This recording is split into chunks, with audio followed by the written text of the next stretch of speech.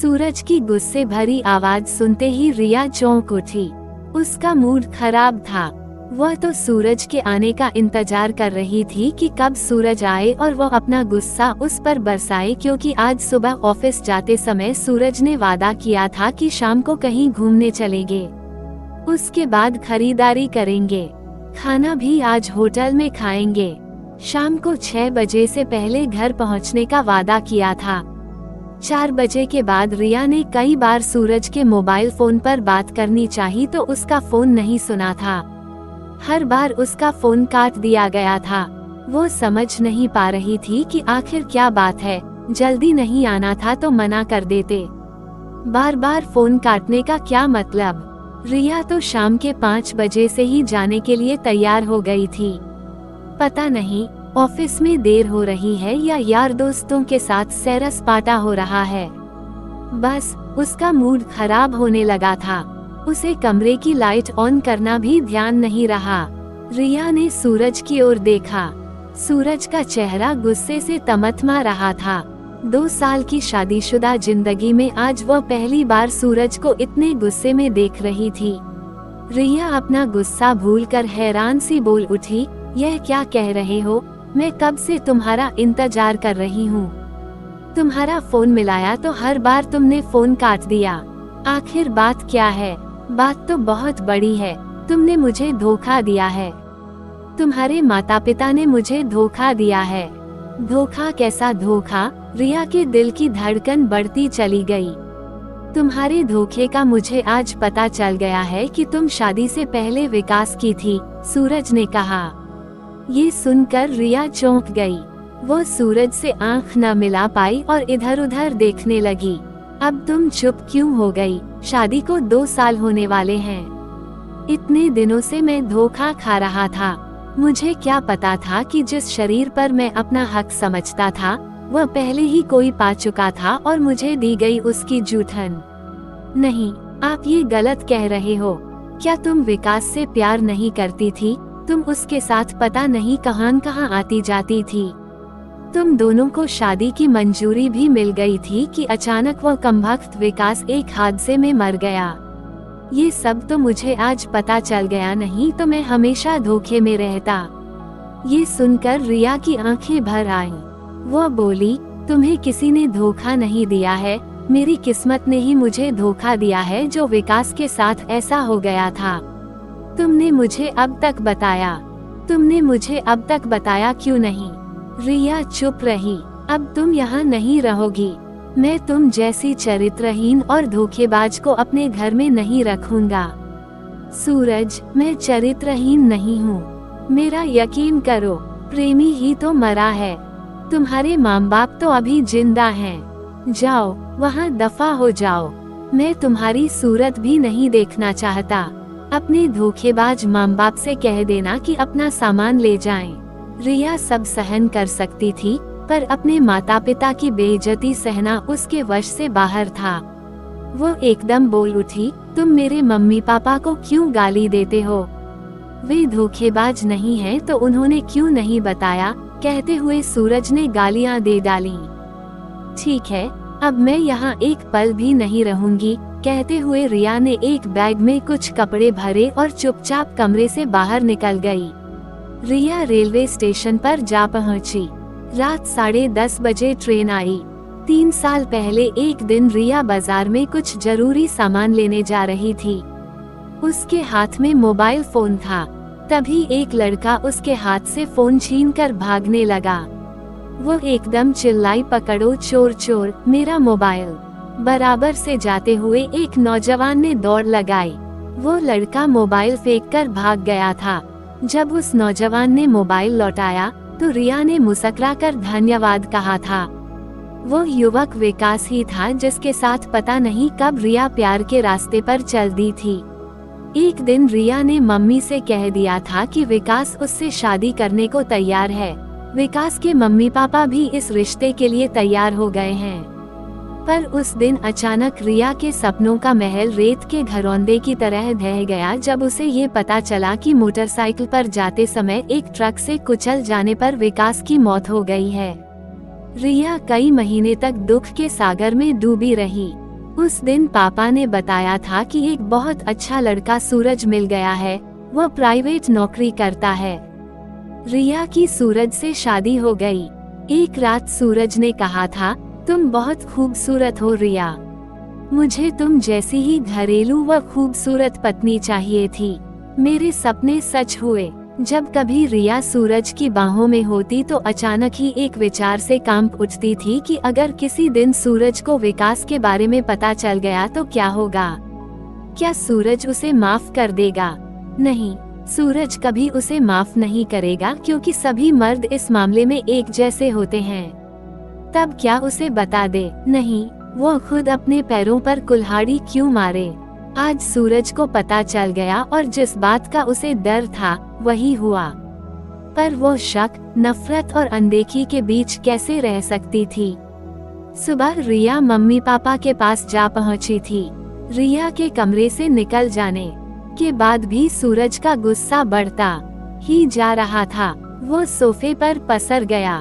धोखेबाज न जाने खुद को क्या समझती है वह। अच्छा हुआ आज पता चल गया, नहीं तो पता नहीं कब तक उसे धोखे में ही रखा जाता। 2-3 दिन में ही पास पड़ोस में सभी को पता चल गया। काम वाली बाई कमला ने साफ साफ कह दिया, देखो बाबूजी, अब मैं काम नहीं करूंगी। जिस घर में औरत नहीं होती वहाँ मैं काम नहीं करती। आप मेरा हिसाब कर दो। सूरज ने कमला को समझाते हुए कहा, देखो, काम न छोड़ो, 100,200 रुपए और बढ़ा लेना। नहीं बाबूजी, मेरी भी मजबूरी है, मैं यहाँ काम नहीं करूँगी। जब तक दूसरी काम वाली न मिले तब तक तो काम कर लेना कमला। नहीं बाबूजी, मैं एक दिन भी काम नहीं करूँगी, कहकर कमला चली गई। 4-5 दिन तक कोई भी काम वाली बाई न मिली तो सूरज के सामने बहुत बड़ी परेशानी खड़ी हो गई। सुबह घर व बर्तनों की सफाई, शाम को ऑफिस से थका सा वापस लौटता तो पलंग पर लेट जाता। उसे खाना बनाना नहीं आता था, कभी बाजार में खा लेता। दिन तो जैसे तैसे कट जाता, पर बिस्तर पर लेटकर जब सोने की कोशिश करता तो नींद आंखों से बहुत दूर हो जाती। रिया की याद आते ही गुस्सा व नफरत बढ़ जाती। रात को देर तक नींद न आने के चलते सूरज ने शराब के नशे में डूब कर रिया को भुलाना चाहा। वो जितना रिया को भुलाना चाहता वो उतनी ज्यादा याद आती। एक रात सूरज ने शराब के नशे में मदहोश होकर रिया का मोबाइल नंबर मिलाकर कहा, तुमने मुझे जो धोखा दिया है उसकी सजा जल्दी ही मिलेगी। मुझे तुमसे और तुम्हारे परिवार से नफरत है, मैं तुम्हें तलाक दे दूंगा। मुझे नहीं चाहिए एक चरित्रहीन और धोखेबाज पत्नी। अब तुम सारी उम्र विकास के गम में रोती रहना। उधर से कोई जवाब नहीं मिला। सुन रही हो या बहरी हो गई हो? सूरज ने नशे में बहकते हुए कहा। यह क्या आपने शराब पी रखी है? वहाँ से आवाज आई। हाँ, पी रखी है, मैं रोज पीता हूँ, मेरी मर्जी है। तू कौन होती है मुझसे पूछने वाली? धोखेबाज कहीं की। उधर से फोन बंद हो गया। सूरज ने फोन एक तरफ फेंक दिया और देर तक बड़बड़ाता रहा। ऑफिस और पास पड़ोस के कुछ साथियों ने सूरज को समझाया कि शराब के नशे में डूबकर अपनी जिंदगी बर्बाद मत करो। इस परेशानी का हल शराब नहीं है, पर सूरज पर कोई असर नहीं पड़ा। वो शराब के नशे में डूबता चला गया। एक शाम सूरज घर पर ही शराब पीने की तैयारी कर रहा था कि तभी दरवाजे पर दस्तक हुई। सूरज ने बुरा सा मुंह बनाकर कहा, इस समय कौन आ गया मेरा मूड खराब करने को? सूरज ने उठकर दरवाजा खोला तो चौंक उठा। सामने उसका पुराना दोस्त अनिल अपनी पत्नी सीमा के साथ था। आओ अनिल। अरे यार, आज इधर का रास्ता कैसे भूल गए? सीधे दिल्ली से आ रहे हो क्या? सूरज ने पूछा। हाँ, आज ही आने का प्रोग्राम बना था। तुम्हें 2-3 बार फोन भी मिलाया पर बात नहीं हो सकी। आओ अंदर आओ, सूरज ने मुस्कुराते हुए कहा। सूरज ने मेज पर रखी शराब की बोतल, गिलास व खाने का सामान वगैरह उठाकर एक तरफ रख दिया। अनिल और सीमा सोफे पर बैठ गए। अनिल और सूरज अच्छे दोस्त थे, पर वो अनिल की शादी में नहीं जा पाया था। आज पहली बार दोनों उसके पास आए थे। सूरज ने सीमा की ओर देखा तो चौंक गया। 3 साल पहले वो सीमा से मिला था आगरा में, जब अनिल और सूरज लाल किला में घूम रहे थे। एक बूढ़ा आदमी उनके पास आकर बोला था, बाबूजी, आगरा घूमने आए हो? हाँ, अनिल ने कहा था। कुछ शौक रखते हो? बूढ़े ने कहा। वे दोनों चुपचाप एक दूसरे की तरफ देख रहे थे। बाबूजी, आप मेरे साथ चलो, बहुत खूबसूरत है, उम्र भी ज्यादा नहीं है, बस कभी कभी आप जैसे बाहर के लोगों को खुश कर देती है, बूढ़े ने कहा था। वे दोनों उस बूढ़े के साथ एक पुराने से मकान पर पहुंच गए। वहां तीखे नैनक्श वाली सांवली सी एक खूबसूरत लड़की बैठी थी। अनिल उस लड़की के साथ कमरे में गया था, पर वह नहीं। वो लड़की सीमा थी, अब अनिल की पत्नी। क्या अनिल ने देह बेचने वाली उस लड़की से शादी कर ली? पर क्यों? ऐसी क्या मजबूरी हो गई थी जो अनिल को ऐसी लड़की से शादी करनी पड़ी? भाभी जी दिखाई नहीं दे रही हैं? अनिल ने सूरज से पूछा। वो मायके गई है। सूरज के चेहरे पर नफरत और गुस्से की रेखाएं फैलने लगीं। तभी तो जाम की महफिल सजाए बैठे हो यार। तुम तो शराब से दूर भागते थे, फिर ऐसी क्या बात हो गई कि? ऐसी कोई खास बात नहीं, बस वैसे ही पीने का मन कर रहा था। सोचा कि 2 पैग ले लूं। सूरज उठता हुआ बोला, मैं तुम्हारे लिए खाने का इंतजाम करता हूँ। अरे भाई, खाने की तुम चिंता न करो, खाना सीमा बना लेगी और खाने से पहले चाय भी बना लेगी। रसोई के काम में बहुत कुशल है ये, अनिल ने कहा। सूरज चुप रहा, पर उसके दिमाग में ये सवाल घूम रहा था कि आखिर अनिल ने सीमा से शादी क्यों की। सीमा उठकर रसोई घर में चली गई। सूरज ने अनिल को सब कुछ सच बता दिया कि उसने रिया को घर से क्यों निकाला है। अनिल ने कहा, पहचानते हो अपनी भाभी सीमा को? हाँ, पहचान तो रहा हूँ, पर क्या यह वही है जब आगरा में हम दोनों घूमने गए थे? हाँ सूरज, यह वही सीमा है। उस दिन आगरा के उस मकान में वो बूढ़ा ले गया था। मैंने सीमा में पता नहीं कौन सा खिंचाव व भोलापन पाया कि मेरा मन उससे बातें करने को बेचैन हो उठा था। मैंने कमरे में पलंग पर बैठते हुए पूछा था, तुम्हारा नाम? ये सुनकर वो बोली थी, क्या करोगे जानकर? आप जिस काम से आए हो वह करो और जाओ।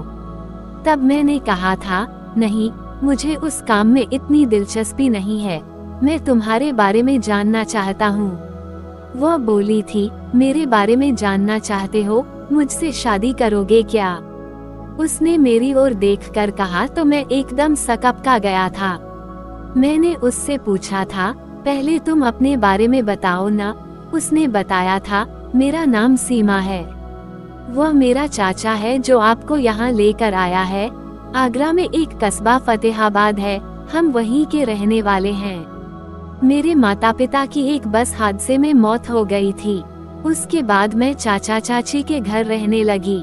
मैं 12वीं में पढ़ रही थी तो एक दिन चाचा ने आगरा लाकर मुझे इस काम में धकेल दिया। चाचा के पास थोड़ी सी जमीन है जिसमें साल भर के गुजारे लायक ही अनाज होता है। कभी कभार चाचा मुझे यहाँ लेकर आ जाता है। मैंने उससे पूछा, जब चाचा ने इस काम में तुम्हें धकेला तो तुमने विरोध नहीं किया?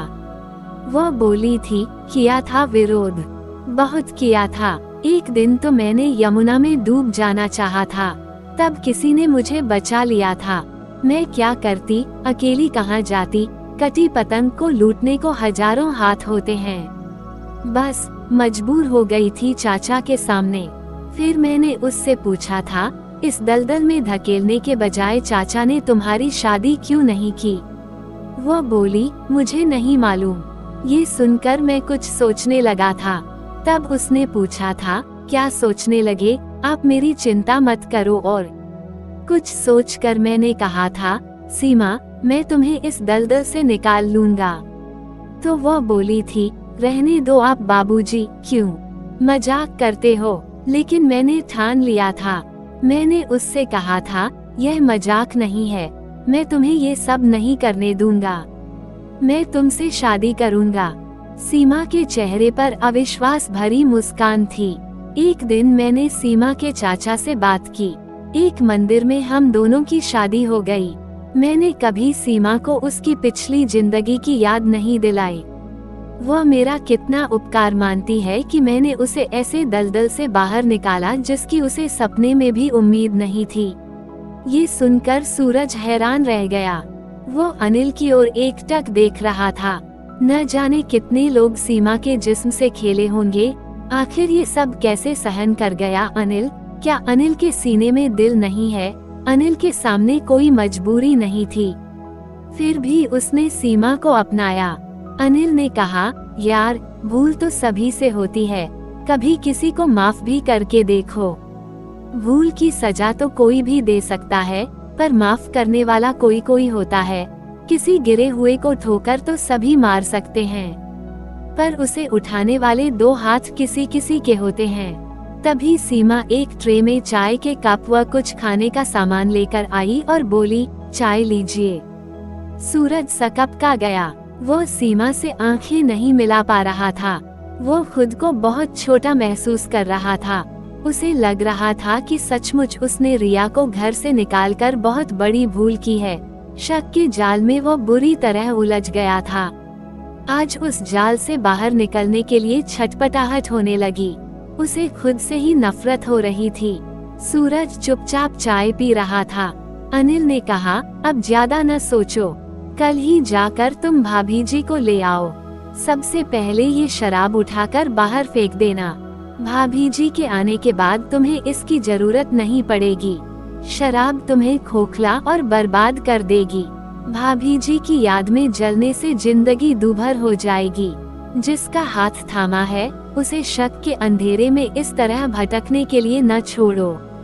कुछ त्याग भी करके देखो यार। वैसे भी इसमें भाभी जी की जरा भी गलती नहीं है। सूरज को लग रहा था कि अनिल ठीक ही कह रहा है। वो एक भूल तो कर चुका है, रिया को घर से निकालकर, अब तलाक लेने की दूसरी भूल नहीं करेगा। कुछ दिनों में ही उसकी और घर की क्या हालत हो गई है। अभी तो जिंदगी का सफर बहुत लंबा है। हम 4 दिन बाद लौटेंगे तो भाभी जी से मिलकर जाएंगे, अनिल ने कहा। सूरज ने मोबाइल फोन का स्विच ऑन किया और दूसरे कमरे में जाता हुआ बोला, मैं रिया को फोन करके आता हूँ। अनिल और सीमा ने मुस्कुरा कर एक दूसरे की ओर देखा। सूरज ने रिया को फोन मिलाया। उधर से रिया बोली, हेलो, कैसी हो रिया? सूरज ने पूछा। मैं ठीक हूँ। कब भेज रहे हो तलाक के कागज? रिया, तलाक की बात न करो। मुझे दुख है कि उस दिन मैंने तुम्हें घर से निकाल दिया था, फिर फोन पर न जाने क्या क्या कहा था। मुझे उस भूल का बहुत पछतावा है। पीकर नशे में बोल रहे हो क्या? मुझे पता है कि अब तुम रोज शराब पीने लगे हो। नहीं रिया, अब मैं नशे में नहीं हूँ। मैंने आज नहीं पी है। तुम्हारे बिना ये घर अधूरा है। अब अपना घर संभाल लो। मैं तुम्हें लेने कल आ रहा हूँ। उधर से रिया का कोई जवाब नहीं मिला। रिया, तुम चुप क्यों हो? रिया के रोने की आवाज सुनाई दी। नहीं रिया नहीं, अब मैं तुम्हें रोने नहीं दूंगा। मैं कल ही आकर मम्मी पापा से भी माफी मांग लूंगा। बस एक रात की बात है। मैं कल शाम तक तुम्हारे पास पहुंच जाऊंगा। मैं इंतजार करूंगी। उधर से रिया की आवाज सुनाई दी। सूरज ने फोन बंद किया और अनिल व सीमा को ये सूचना देने के लिए मुस्कुराता हुआ उनके पास आ गया।